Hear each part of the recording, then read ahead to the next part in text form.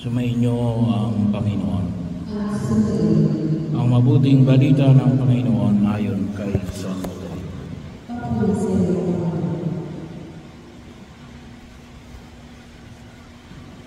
Noong panahon yun, sinabi ni Jesus sa kanyang mga apostol, "Umayo kayo at ipangaral ninyo na malapit na maghari ang Diyos.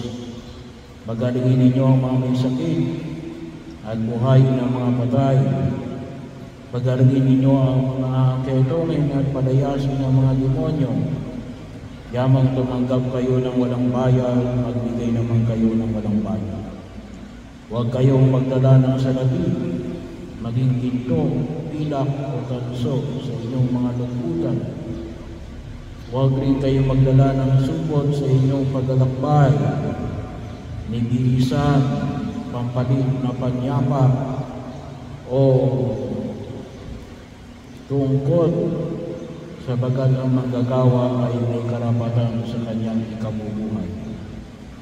Ansan mang bayan, unayon kayo dumating, humanap kayo ng taong karapat-dapat para pagtuluyan at manatili kayo roon habang kayo'y nasa lugar na iyon.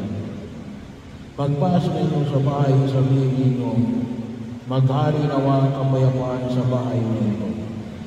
Kung karapat-dapat ang mga tao sa bahay ngayon, panatiliin ninyo sa kanila ang inyong bahay. Ngunit kung hindi, bawiin ninyo ito.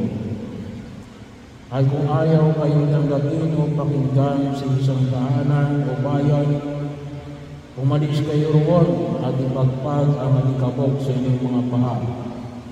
Sinasabi ko sa iyo na sa araw ng paghukom, ay higit na mabigat ang ipaparusa sa mga tao sa bayan ng kaysa dinanas ng mga taga-Sodoma at mga taga-Gomorra. Ang mabuting balita ng Panginoon.